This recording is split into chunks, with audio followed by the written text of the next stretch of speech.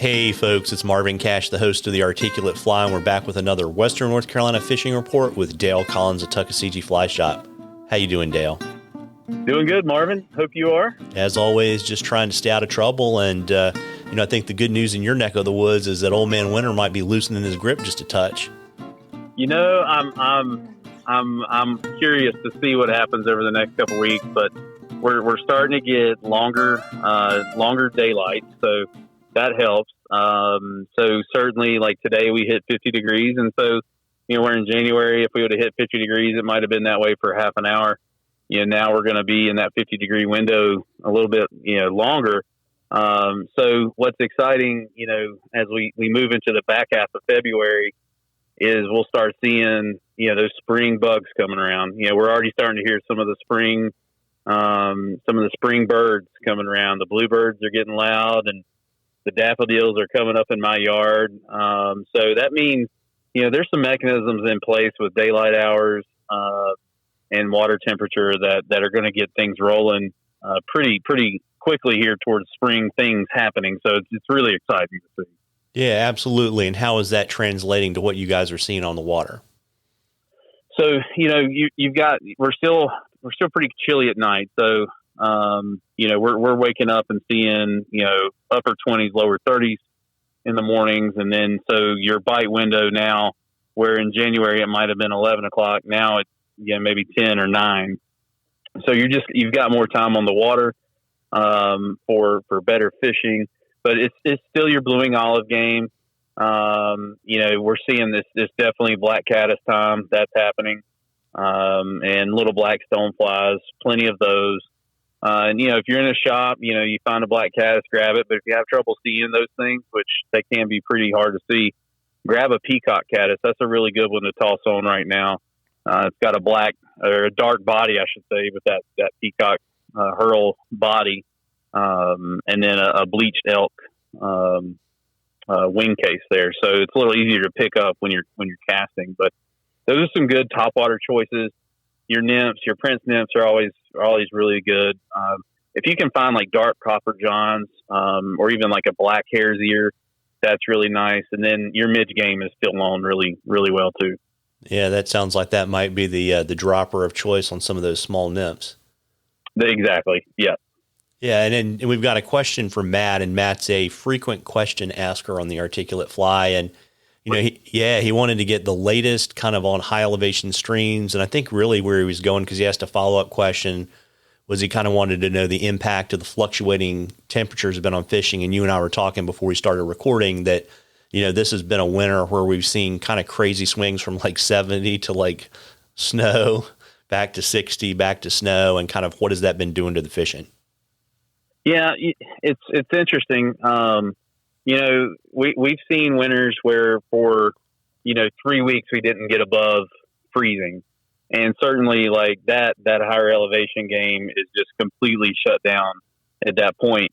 And I've read some studies with the Park Service and NC Wildlife where some of these fish will actually like bed down in the stream bed and basically survive on, I guess they're picking up radiant heat with the rocks in the bottom of the river, but it gets to like some crazy technical stuff. But if those streams don't freeze over, then you've certainly got a chance, right? So there were people catching having pretty good successful days back in December. We were talking about how warm it was in December. That was pretty phenomenal. I think what you've got to watch is if we have let's say Saturday, I think the high was 45. So higher elevation, the high might be 35. Those fish are going to be super lethargic. Yes, they're opportunistic and they're going to eat things when they see them presented well, just to have a good snack. But they're going to burn a lot of energy to go get it. And so they're going to decide, is that thing worth it? Basically, I think our buddy Mac calls it the law of conservation of energy. To cite my source there with Mac Brown. But pay attention to how many days you stay warm. So if we hit a stretch where, let's say for 6 days, let's say for the next 4 days, we hit 50 degrees and the lows not but the 30s, then yeah, I think you've got a chance to go up there and do some dry dropper work But pay attention to how deep the pools are too, because we'll see fish go into actually during the day into shallower water to warm up, because the rocks, if you got a dark colored rock in 6 inches of water, well, that rock in the sunshine is going to warm up. And so the water, the radiant heat coming off that rock will warm the water around the rock slightly. And those fish will be drawn to that. And two, where springs are coming into these creeks, below the water, we don't see that. So that's, water coming out of the aquifer 50 degrees.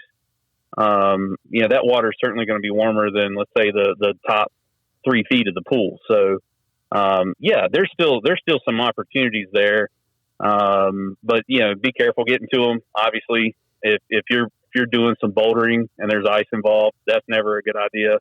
So don't go alone. That'd be my best advice. But take your whole fly box. just try to figure out what's going to get them that day, but it's most likely going to be a nymph.